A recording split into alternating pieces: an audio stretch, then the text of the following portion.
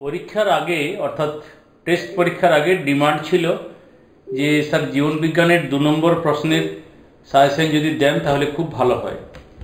তো স্যারেদের বলে কয়ে জীবন বিজ্ঞানের সাজেশনের প্রস্তুত করা হয়েছে।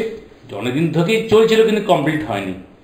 3 নম্বর যে দাগ মাধ্যমিকের সেটা 3.1 থেকে 3.17 17টি প্রশ্ন থাকে। কত বললাম? 3.1 থেকে 3.17, তার মধ্যে 12টি প্রশ্ন করতে হয়, প্রত্যেকটির মান 2। 24 নম্বর অ্যান্সার করতে হয়। প্রথমেই অধ্যায় জীবজগতের নিয়ন্ত্রণ ও সমন্বয়।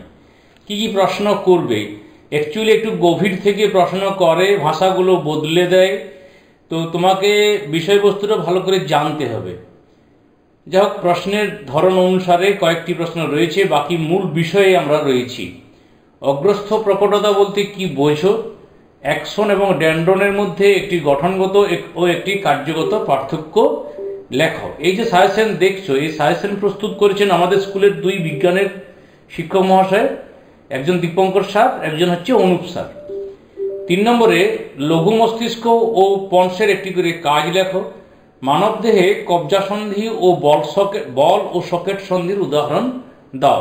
কবজা, বল এবং সকেট। তোমাদের জন্য 5টি প্রশ্ন দিলাম, কমেন্টের জন্য উত্তর দেবে।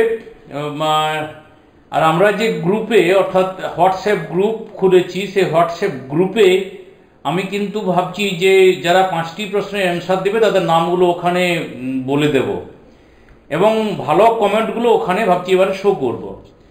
কোন গ্রন্থিকে প্রভু গ্রন্থি বলে? কোনো কারণে রক্তে থাইরক্সিনের হরমোনের মাত্রা হ্রাস পেলে তোমার বিভিন্ন অন্তঃক্ষরা গ্রন্থিতে যেসব ঘটনাগুলো ঘটবে সেগুলো ক্রমান্বয়ে লেখো। সাইন্যাপস কি, এর কাজ কি? অ্যান্টিকিটোজেনিক হরমোন কাকে বলে, কেন বলা হয়? মানুষের গমনে সাহায্যকারী 3 প্রকার প্রাণী কলার নাম লেখো। ট্রপিক চলন ও ন্যাস্টিক চলনের মধ্যে 2টি পার্থক্য লেখো। এখানে কিন্তু পার্থক্যের নাম দিয়ে দিতে পারে। উদ্ভিদ কিভাবে সাড়া প্রদান করে? প্রেস বায়োপিয়া কি? সংকটকালীন বা জরুরিকালীন হরমোন কাকে ও কেন বলা হয়? ফিডব্যাক পদ্ধতি বলতে কি বোঝো? ট্রপিক চলনের অক্সিনের ভূমিকা। সুষুম্না শীর্ষক ও সুষুম্না কাণ্ডের একটি কাজ উল্লেখ করো। মানবদেহে জননগ্রন্থি থেকে হরমোন ক্ষরণে GTH এর 2টি ভূমিকা লেখো। প্রতিবর্ত ক্রিয়ার 2টি গুরুত্ব লেখো। মেনিনজেস অবস্থান লেখো। 2টি সহজাত ও 2টি অর্জিত প্রতিবর্ত ক্রিয়ার উদাহরণ দাও। অ্যাড্রিনালিন হরমোনের 2টি কাজ লেখো বা 2টি ব্যবহারিক প্রয়োগ লেখো। ইনসুলিন ও গ্লুকাগন পরস্পরের বিপরীতমুখী কাজ করে দেখাও। একনেত্র ও দ্বিনেত্র দৃষ্টির পার্থক্য লেখো। দূরদৃষ্টি মানে কাছের বস্তু দেখার ক্ষেত্রে যে উপযোজন হয় তার তীর চিহ্নের সাহায্যে দেখাও। তারপরে তোমার রয়েছে 24 নম্বরে নিম্নলিখিত ক্রিয়াগুলির সাথে যুক্ত হরমোনগুলির নাম লেখো। আগাছা দমন, বীজহীন ফল উৎপাদন, ফল পাকাতে সাহায্য করা, অগ্রস্থ প্রকটতা নিয়ন্ত্রণ করা। পায়ে কাটা ফুটলে পা তৎক্ষণাৎ মাটি থেকে সরে যায়, এই স্নায়ুপথটি শব্দচিত্রের সাহায্যে দেখাও। সাইনোভিয়াল সন্ধি কাকে বলে, উদাহরণ দাও। তাহলে এই 26টি প্রশ্ন থাকলো। জীবনের প্রবাহমানতা, এখান থেকে কাইনেটোকর কি, এর কাজ কি? খেয়াল রাখবে শুধু 2 নম্বরের ক্ষেত্রে, শুধু 2 নম্বরের নয়, এই প্রশ্নগুলো কিন্তু আবার 3-এর তোমার কাজে লাগতে পারে। মিওসিস বিভাজন কিভাবে জৈব অভিব্যক্তিতে গুরুত্বপূর্ণ ভূমিকা পালন করে, এটা জিজ্ঞাসা চিহ্ন হবে। স্টক এবং শিয়ন কি? অস্থানিক মূল কিভাবে অঙ্গ জননে সাহায্য করে? কমেন্টে 2য় প্রশ্ন, ড্যাশ হলো ড্যাশ কোষ বিভাজনের দীর্ঘস্থায়ী দশা। নিউক্লিওজোম কি? ইউক্রোমাটিন ও হেটেরোক্রোমাটিনের মধ্যে 2টি পার্থক্য লেখো। আইসোগামি এবং অ্যানাইসোগামির মধ্যে পার্থক্য। ক্রসিং ওভার ও কায়াজমা কি? অটোগামি এবং গেইটোনোগামির মধ্যে কি বোঝো? বৃদ্ধি ও বিকাশের মধ্যে পারস্পরিক সম্পর্ক। ইউক্রোমাটিন এবং হেটেরোক্রোমাটিনের মধ্যে পার্থক্য। মাইক্রোপ্রোপাগেশনের সংজ্ঞা। প্রাণীকোষে সেন্ট্রোজোমের ভূমিকা। স্বপরাগযোগ, ইতর পরাগযোগ বলতে কি বোঝো? বা স্বপরাগযোগ অপেক্ষা ইতর পরাগযোগ উন্নত, এর সপক্ষে 2টি কারণ লেখো।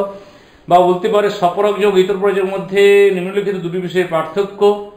বাহক নির্ভরতা ও নতুন বৈশিষ্ট্যের উদ্ভব। 15 নম্বরে একজনের পায়ে একটি টিউমার হয়েছে দেখলে এর সাথে কোষ বিভাজনের সম্পর্ক স্থাপন করো। কেরিওকাইনেসিসের সঠিক দুটি বৈশিষ্ট্য উল্লেখ করো। ক্রোমোজোমের চলন এবং ক্রোমোজোমের আকৃতি। উদ্ভিদ কোষের মাইটোসিস ও প্রাণী কোষের মাইটোসিসের মধ্যে পার্থক্য লেখো এই দুটো বিষয়বস্তুকে মাথায় রেখে। টেলোমিয়ার কি এবং এর কাজ কি? কোষ বিভাজনের পূর্বে ইন্টারফেজ দশার প্রয়োজনীয়তা লেখো। কোষ বিভাজনে রাইবোজোম, মাইটোকন্ড্রিয়া, মাইক্রোটিউবুল এবং সেন্ট্রোজোমের ভূমিকা লেখো। কোষ চক্রের দুটি গুরুত্ব লেখো। তৃতীয় অধ্যায় বংশগতি এবং তাদের সাধারণ জিন গঠিত রোগ। হোমোজাইগাস ও হেটেরোজাইগাস জীব বলতে কি বোঝো? তোমাদের বলে রাখি যে আমরা বিভিন্ন বিষয়ে সাজেশন দিচ্ছি, প্রশ্নপত্র দিচ্ছি, অবশ্যই সেগুলো দেখে নেবে। ডেসক্রিপশনে লিঙ্ক থাকলেও সব হয়তো লিঙ্ক থাকবে না, বেশ কিছু লিঙ্ক থাকবে। জিন ও এলিল সম্পর্ক কি? সংকর জীব হেটেরোজাইগাস অবস্থায় থাকে, ব্যাখ্যা করো। তৃতীয় প্রশ্ন, বীজের বর্ণের প্রকট বৈশিষ্ট্য হলুদ হলে প্রচ্ছন্ন বৈশিষ্ট্যের রং কি হবে? বিচ্ছিন্ন প্রকরণ কি? উদাহরণ দাও। প্রচ্ছন্ন বৈশিষ্ট্য কখন প্রকাশিত হয়, ব্যাখ্যা করো। বর্ণান্ধতা ও হিমোফিলিয়া মহিলাদের তুলনায় পুরুষদের বেশি দেখা যায় কেন? অটোজোমাল বংশগত রোগের দুটি বৈশিষ্ট্য লেখো। বাবা ও মায়ের মধ্যে অপত্যের লিঙ্গ নির্ধারণে কার গুরুত্ব বেশি তা একটা ক্রসের মাধ্যমে দেখাও। হিমোফিলিয়া রোগটি পুরুষদের মধ্যে বেশি দেখা যায় কেন? হিমোফিলিয়ার কারণ ও লক্ষণ। বংশগতি রোগ প্রতিরোধে জেনেটিক কাউন্সিলের ভূমিকা। গাইনোস্পার্ম ও এন্ডোস্পার্ম কি? বেটে মটর গাছ সর্বদাই খাঁটি হয় কেন? সংকলনের পরীক্ষা কিভাবে প্রকট এবং প্রচ্ছন্ন গুণ প্রকাশ পায় তা লেখো। একজন বর্ণান্ধ রোগের বাহক মহিলা একজন বর্ণান্ধ পুরুষকে বিবাহ করলো, তাদের একটি কন্যা সন্তান হলো। এর বর্ণান্ধ হওয়ার কতটা সম্ভাবনা তা বিশ্লেষণ করো। চতুর্থ অধ্যায় অভিব্যক্তি ও অভিযোজন। অভিব্যক্তি ও অভিযোজনের মধ্যে পারস্পরিক সম্পর্ক। কোয়াসার্ভেট ও মাইক্রোস্ফিয়ারের মধ্যে সাদৃশ্য লেখো।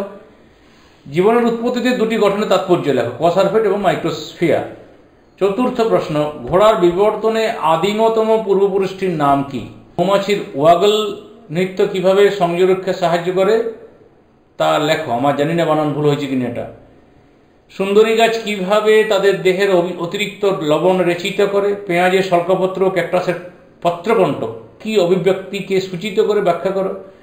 ভ্রূণের বৈশিষ্ট্য কিভাবে অভিব্যক্তির ধারণাকে প্রমাণ করে তা বিচার করো। নিষ্ক্রিয় অঙ্গ ও অভিব্যক্তির মধ্যে সম্পর্ক লেখো। ঘোড়ার বিবর্তনে পূর্বপুরুষের চারটি জীবাশ্ম সাজিয়ে লেখো।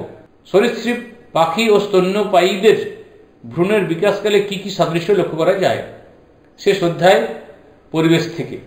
এক্সিটু এবং ইনসিটু সংরক্ষণের মধ্যে দুটি পার্থক্য। আলগ্লাম ব্লুম বলতে কি বোঝো? বায়োস্ফিয়ার রিজার্ভের বিভিন্ন অংশগুলির নাম লেখো। জীব বিবর্ধন বলতে কি বোঝো? কমেন্টে উত্তর দিয়ে। শেষ প্রশ্ন, পারদ দূষণে সৃষ্ট রোগটি। জলাভূমিকে প্রাকৃতিক বৃক্ষ বলা হয় কেন? ক্রায় সংরক্ষণ কি, এর গুরুত্ব লেখো। ডিনাইট্রিফিকেশনের গুরুত্ব অথচ ক্ষতিকর প্রক্রিয়া কেন, ব্যাখ্যা করো।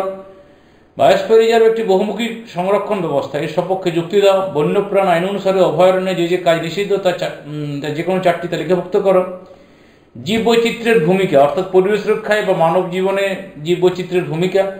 নাইট্রোজেন স্থিতিকরণ বলতে কি বোঝো? অম্লবৃষ্টি দ্বারা পরিবেশ কিভাবে প্রভাবিত হয় বা দূষিত হয়।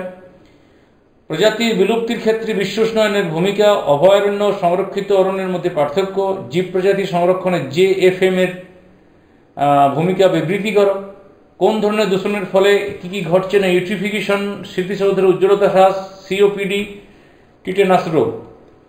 কোনো সংরক্ষণ যোগ্য অঞ্চলকে বায়োডাইভার্সিটি হটস্পট হিসাবে ঘোষণা করতে গেলে যে দুটো শর্ত পূরণ করতে তা আবশ্যকতা নির্দেশ করো। ভারতের হটস্পট অঞ্চলগুলির নাম এবং তাদের অবস্থান লেখো। এই ছিল আজকের আলোচনা। পরে অন্য কোনো তোমার বিষয়টি তোমাদের সাথে দেখা হবে। সকলকে ধন্যবাদ জানিয়ে এখানেই শেষ করলাম।